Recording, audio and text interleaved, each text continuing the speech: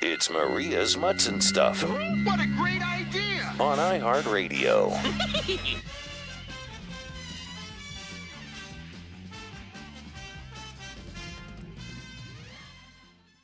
Welcome to another episode of Maria's Mutts and Stuff. It's Maria Melito, and with me I have Jacqueline Newman, who is a New York City-based matrimonial law attorney.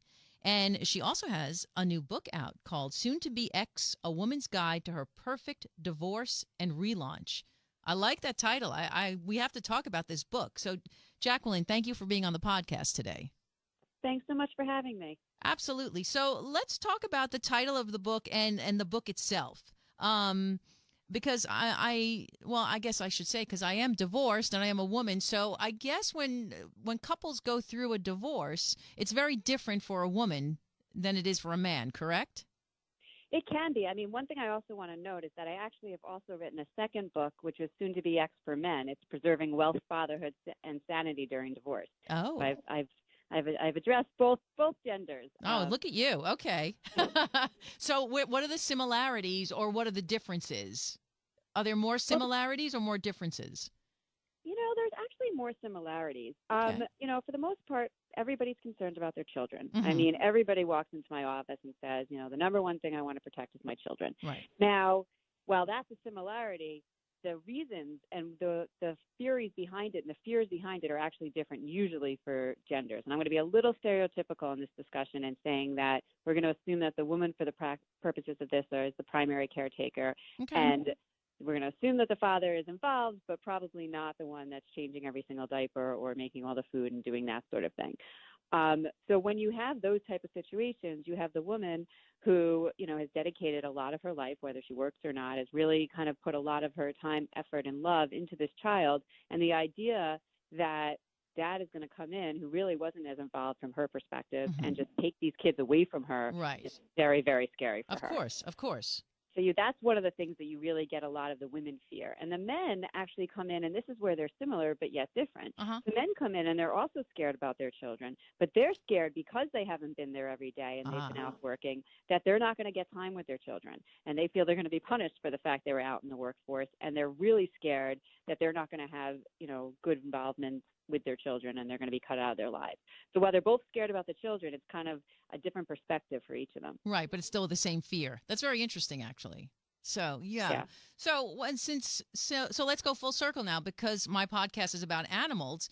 Pet custody is a big deal, I would think, these days. And is it correct to say that it's more of a big deal today than it was, say, 20, 30 plus years ago?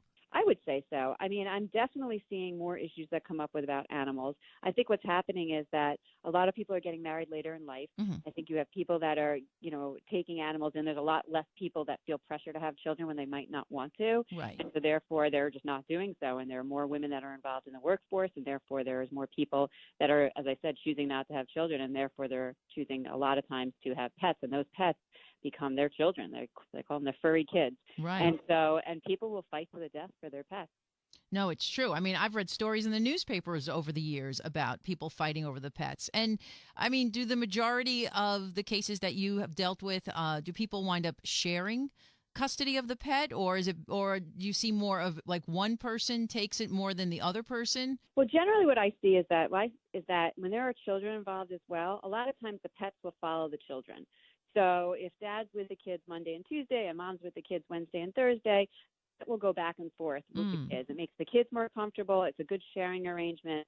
And so that's a very typical situation when there are kids involved. When Right. there aren't kids involved, I've had people that have said, I'm not willing to fight about this. Fine. You can keep Fido. Or I've had other people where I've done, basically parenting access agreements in regards to the dog. And so therefore, we set it up of when the dog will be in one house versus the other.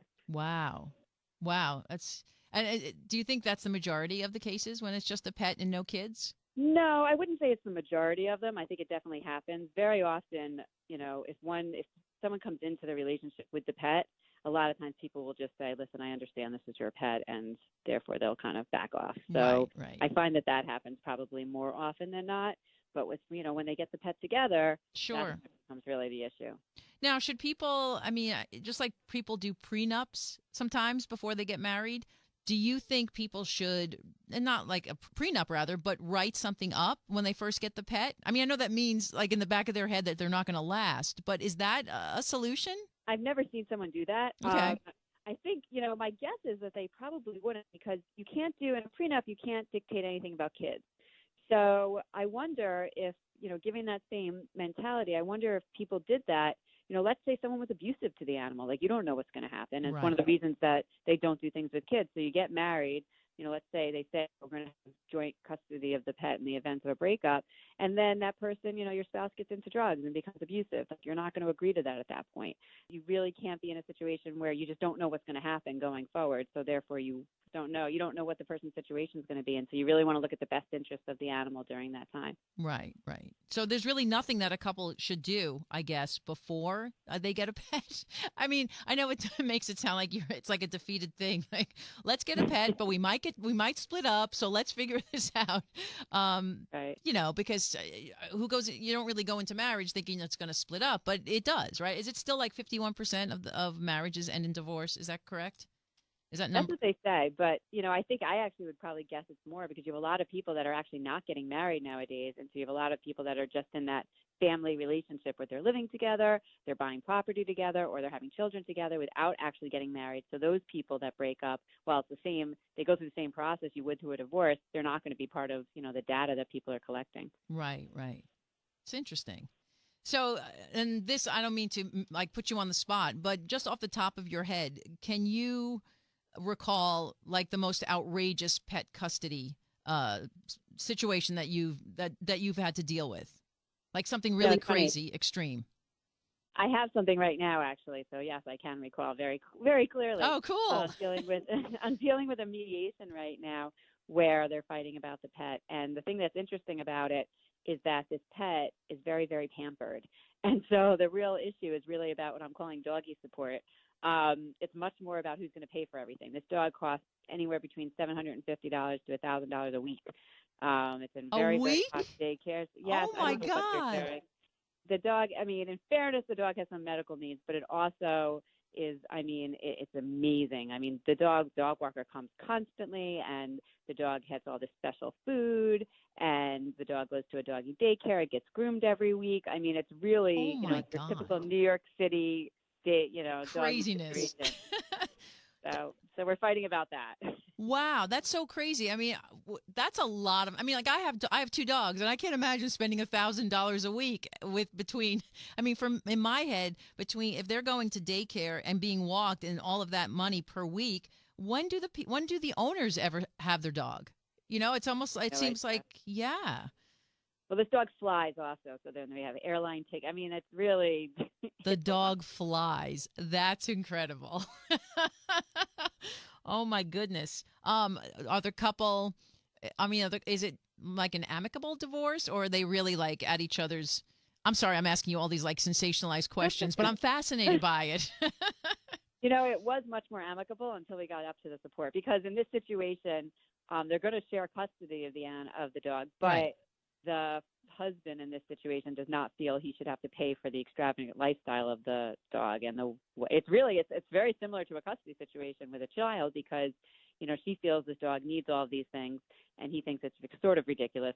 He doesn't think it's as ridiculous as you probably do, but it's ridiculous. Yeah, he would say $500 a week, not $1,000, and so they're fighting about that, and it's definitely becoming heated, because obviously it spurs up other issues that she happens to be a trust fund baby, so from his perspective, and he works. And so from his perspective, you're just, what difference? Money doesn't mean anything to you. And he feels he works for the money. And so, et cetera, et cetera. Right. Which was like, basically like, dude, you married her. You knew that at the beginning. Right. I'm sorry. I'm fascinated by people. I love animals, but people just, I don't want to call it the stupidity, but just the way people do things. I'm just fascinated by it. And it's fascinating. Yeah, it truly is. So I guess, do you have any suggestions for a couple who, are fine getting along and decide, let's go adopt a dog? Do you have any suggestions that they should do ahead of time just in case? Or it's that ridiculous? It's just something that needs to be dealt with when the time comes, if it comes. I think it's always very important whenever you're entering to any kind of relationship, whether it be relationship or, and making decisions about having children, animals, buying a home together, whatever it might be, you should have that conversation about what everyone's expectations are. You also don't want to be in a situation, and I've had this come up too, not about a pet fight, but you have the situation where the people get a pet together, and then, they're both parties are working, and then it becomes an issue of like whose job is more important to go walk the dog, who's supposed to be more responsible, and it spurs into other issues. And so I think that, you want to have conversations about like, how are we really going to care for this dog? Who is going to come home? If the dog has to go to the vet suddenly, who's going to be the one to do it? Who's going to be talking to the dog walker? Who's going to be buying the food? Who's taking the dog to the vet? You want to have all these conversations so everybody's very clear on what the expectations are walking in. And then you're not in a situation where you start fighting about it. And then, this becomes another thing that you fight about. Right. So you want everyone to just be on the same page.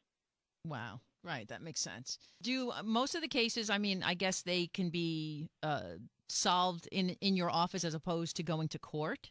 I know some of these cases go to court, but I would say do the majority of the cases don't go to court? Like they can be solved in the office or?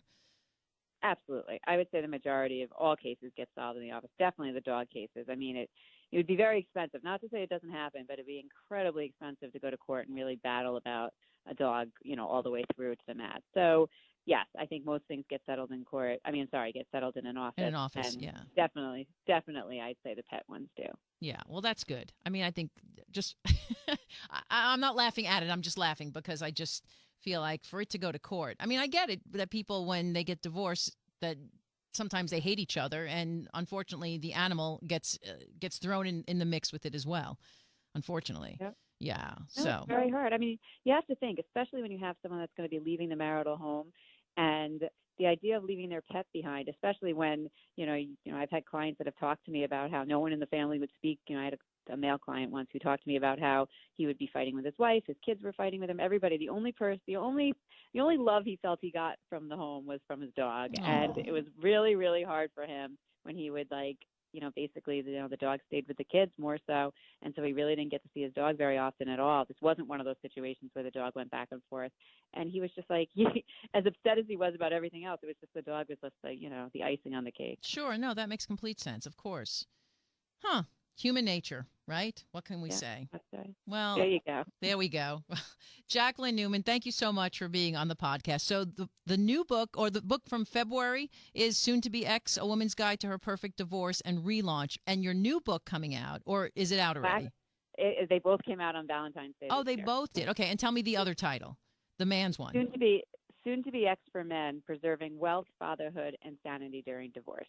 Okay. And they are both available on Amazon, correct? And barnesandnoble.com. And barnesandnoble.com. Well, Jackie, thank you so much for being on the podcast with me today and giving us all this information. It's very informative. Thank you. Thank you. It's Maria's Mutts and Stuff.